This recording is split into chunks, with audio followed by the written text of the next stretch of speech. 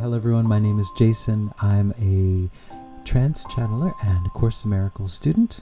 Nice to see you again and nice to meet you. Thank you for the birthday wishes. So what I wanted to do today is talk a little bit about the Course in Miracles and then share some random ramblings and do a channeling. So here we go. I'm on lesson 158. And lesson 158 says, "Today I learn to give as I receive." And this is the idea that everything you give, you get back. That is how it works, because everyone is you. You are everyone and you are everything. So everything you give, you're giving it to yourself.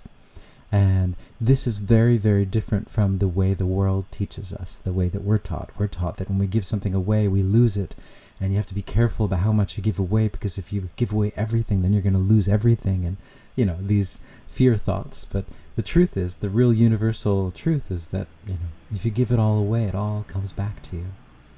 And it deals with the idea of the two in the Course in Miracles. A very important concept is the idea of projection or extension. Projection is that you project the ego mind out into the world, project all of your fears and all of your anger all into the world, and then you think that it's separate from you. But it isn't. It's you. It's all you. All of that stuff is you. All that fear, all that anger, you're projecting it. It's coming from you. Yay. Right? But extension is actually just extending that concept that you are connected. You extend that energy and so giving that love to everyone. And so I wanted to read just a little snippet, if that's even a word, a little bit of it. So, and I suggest, if you are interested or if this resonates with you, please read the whole thing. And I suggest, if you're not a Course in Miracles student, it's wonderful. It really helped me to purify my mind. And of course, I'm not perfectly purified or anything like that, but it really is a good way a very, very good practice to purify your mind. So here we go. Time is a trick, a sleight of hand, a vast illusion in which figures come and go as if by magic. Yet there is a plan behind appearances that does not change. The script is written. When experience will come to end, your doubting has been set. For we but see the journey from the point at which it ended, looking back on it, imagining we make it once again, reviewing mentally what has gone by. A teacher does not give experience because he did not learn it. It revealed itself to him at its appointed time. But vision is his gift. This he can give directly, for Christ's knowledge is not lost. Because he has a vision, he can give to anyone who asks. The Father's will and his are joined in knowledge. Yet there is a vision which the Holy Spirit sees, because the mind of Christ beholds it too. And the next one here is, Christ's vision has one law. It does not look upon a body and mistake it for the Son whom God created. It beholds a light beyond the body, an idea beyond what can be touched, a purity undimmed by errors, pitiful mistakes, and fearful thoughts of guilt from dreams of sin.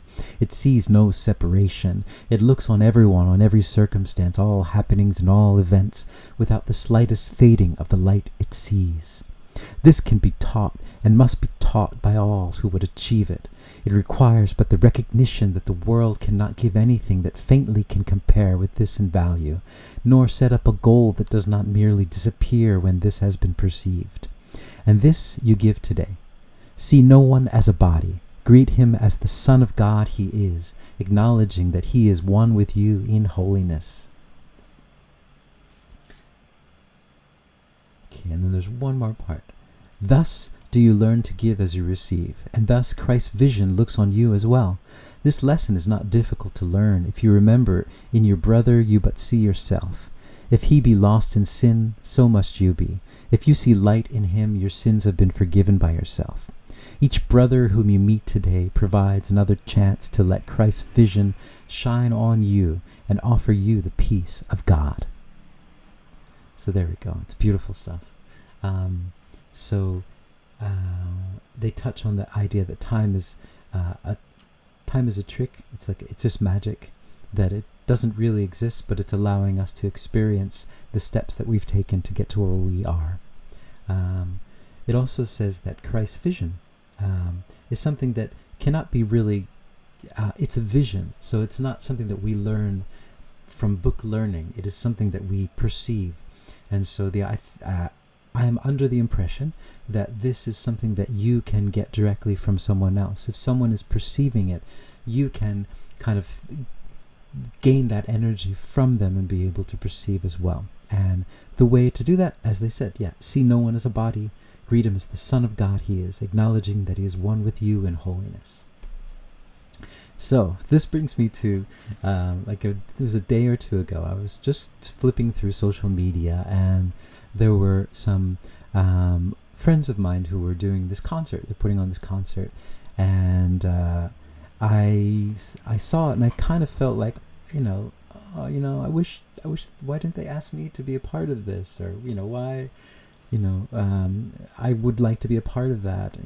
Or feeling, what's the word? Jealous, feeling, and so I was feeling that feeling, and I thought, wait, hold on a second, that's not right.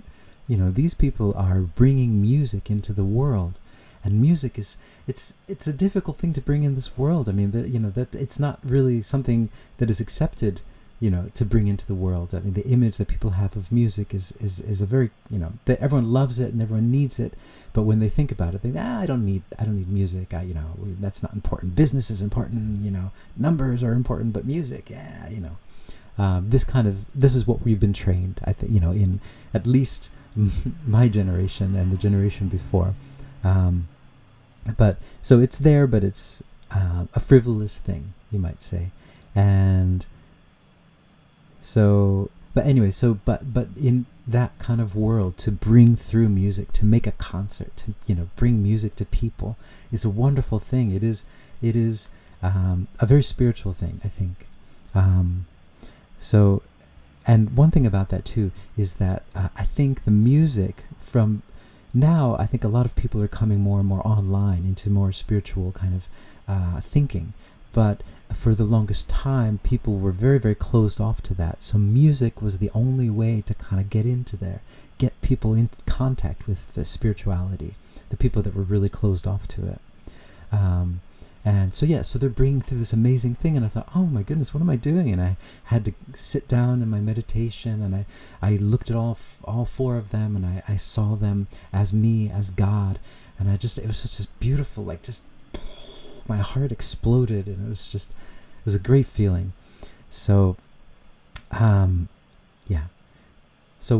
what I wanted to say, that social media is a really good place for your forgiveness practice and for revealing, that you think, I'm okay with everything, I can do it. And then you find yourself thinking something like that. Wait, hold on a second. That's not me. I don't want to feel that way. I love these people. They're doing great stuff. It's wonderful. I want to feel so happy. I want them to be, so successful, and I want that music to touch so many people, And once you do that, that is extension. So the projection is me feeling kind of judgmental, like, why didn't they ask me? All their lives seem so glamorous. Rather than that, it's just they are me. I am, we're all together. I'm you are me, kind of thing. And so we're extending that energy. And that's when I just felt my heart just exploded, and this an explosion of love, an explosion of light, and it was just, my body just started shaking. So there you go. So that's the true power of social media. All right, that's what I wanted to say about social media. And then also Ramdass, the spiritual teacher from the 60s, he wrote a book called Be Here Now, which I love, which I've discovered in high school, and I just love it, because it's just it's so not a textbook, but it is a textbook. But anyway, Ramdass, I found this short video of him, and he was saying, I can't find it again, but he was saying that I think the way he said it, the trip now is for people to reach enlightenment in their everyday lives, within society, within their everyday jobs. In the past, people had to go up into the mountains, or they had to go into the pyramids, and they had to do these things. But now, the trip is to do it here, in your everyday life. And so I thought that was fitting too. It's just like social media. There you go. Then you can find enlightenment through social media. And the next thing is, I was one of the videos that was recommended to me on my feed was the Summer of Love, Love Revolution. So I've been talking about this 2023 is the Summer of Love. This is the Love Revolution. That the love is already on the planet, but so like in a sense that time was more kind of a rehearsal, you might say, but so I was watching it, and it was just really fun to watch all these people talking about the love revolution, because I don't really hear a lot of people talking about it, but at that time it was just like that was the thing to say, love revolution. And I'm just hoping that this summer people will start coming out and just saying, this is the summer of love, this is the love revolution. But the video that I was watching was a typical video where the news media is trying to define a counterculture, and they're trying to make them look a certain way, trying to define them, and they were asking all of these pointed questions, all these leading questions, and the one man was trying to, they're trying to insinuate that it was all about drugs, and which, there was I think that was a large part of it, but I think they were trying to stifle whatever it was that was happening. And so the one interviewer was asking this guy, said, why do you guys dress the way you do? And so he had a mustache and this crazy long hair, and he said, this is a riff, man. This whole thing is a riff. This mustache is a riff. This hair, this is a riff. This is all a riff, man. I'm a Boy Scout. That's what he said. And I was like, yeah, I love it. That's great. I like that word. This is a riff. So that our lives now everything is a riff. So it's another way of saying an illusion, right? This whole thing, this is a riff, man. This whole illusion that we're in is just a riff. It's some jazz man's improvisation, and we're just kind of riding along and experiencing everything. It's just a riff. So that was my story about that. And another thing, sorry, this has gone on longer than I thought it would. ramble. A few years ago, in the beginning, actually no, it was before the craziness, the years of craziness, I was expecting something. I was ready for something to happen, and I really was not expecting what actually happened. I was expecting something more kind of joyous, and like people are out in the streets celebrating, but it didn't happen the way I thought it would. But at that time, I wrote this piece, and it's just called 1,000 Recorders. And my idea was it was the celebration, so that at the time it was I was writing for something else, but then the year of craziness started, and then I realized, maybe this will be, once the year of craziness is over, then we can use this as a celebration tune. And so anyway, it's written for 1,000 recorders in 7 parts, and the way I wrote it is it's really, really easy to play. Like anyone can play it. If you played recorder in elementary school or wherever, you can play this, because I can't even play the recorder very well. So I wrote it so that I can play I can play it. Really, really simple. And so the music itself is very simple too, and it's very slow. And my idea was that just 1,000 people would just gather somewhere in some open space with their recorders, because they're cheap. Recorders are not that expensive, and then just play this song. There's just 2 songs. I think it lasts maybe at most 5 minutes, 6 minutes, and then disperse, or just hang out there in that energy.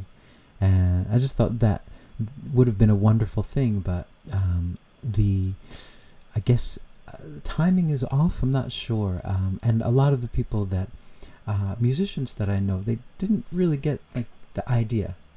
They were just wondering, why did you write this piece, and why is it so simple? And it's not about the simplicity of the piece. It's just about that energy of getting all these people together with a common goal. So it's kind of like a group meditation, but it's very focused in that sense, that you're all just coming together and just playing music together, and people around you can hear that music, and it just brings a sense of peace to people. And so anyway, I thought I would talk about it here because maybe there's someone out there that would be interested in it.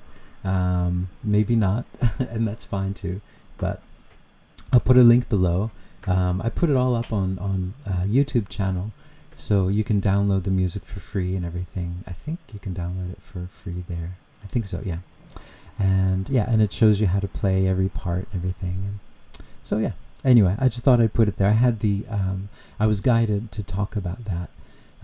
So maybe the timing is now, and maybe it isn't. Who knows? Okay, and then the last thing, I'll just go into a channeling. So I have recently been really feeling the energy of Saraswati, or Ben 10 as they call her in Japan. And I've been feeling her. So when I do like a morning meditation, I can see all of my different guides, and they're all kind of in different places around me. But always Saraswati is right behind me, just like this energy coming out right behind me. And I can feel her now. Like I can feel the energy in the room. It's just, 5 cups of coffee and lots of spicy Indian food kind of feeling. But yeah, so I thought I would bring Saraswati through and see if she has anything to add or subtract. So here we go.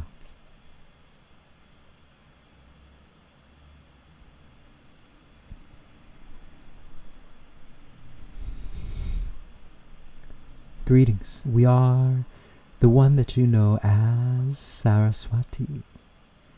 We go by many different names, as you can imagine. Our name changes through the cultures that we travel, but we represent the energy of compassion on your planet. We represent the energy of the connection between you and your God self. And we are the representation of the compassion for you humans down here on Earth, going through this amazing experience. We represent that love, that bridge. Know that the bridge is always here, and it's always here for you. We are Saraswati. And this energy that you're feeling is increasing and increasing. And know that we are here as a bridge for you, as a bridge to cross these sometimes wild rapids of energy, that we are a bridge, and you can call on us, and we are always here around you, helping you. Our energy is very, very strong with this being, and very, very strong with this country. One of the main reasons that he doesn't know is the main reason is that he came here is to experience this energy of compassion, and then to bring that energy, to interpret that energy, in a sense, to perform that energy as a musician and as a speaker. We are the bridge, you might say, as we said, a bridge between the two worlds, the world that you are in now and the world of pure love. And this bridge can be crossed at any time, and you are already across the bridge. And we are here to deal with your perceptions of the bridge, and to open your mind to the idea that it is possible to go to the other side. We come through this being more and more recently, as the time is approaching more and more, when he needs to come into his own, to bring this compassion to more and more people. And this is why we are coming through this being at this moment. We hold so much love for all of you, so much love. We would like to give you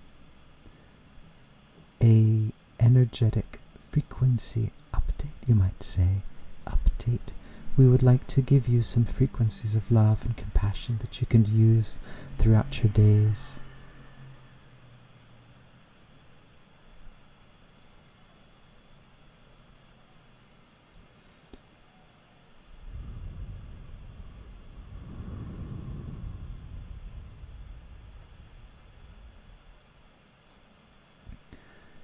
Okay, so yeah, it's a very, very, very, very, very, very intense energy, but not like a what's the word?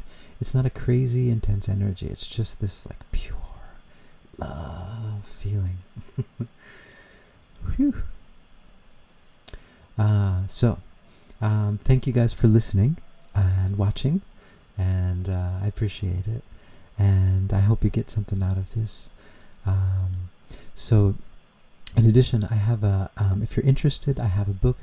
It's called the Hathor Singing Guide, where I channel the Hathors, and I channel a mermaid, and I channel who else do I channel? Yes, I channel a being from another planet, and it's singing lessons. So you get singing lessons from another dimension, you might say.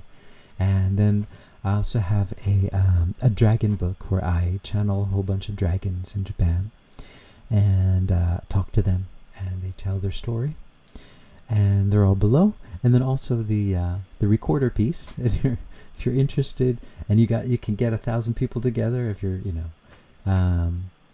or if 7 people, or that's down below as well. And yeah, so thanks again, guys. Ciao.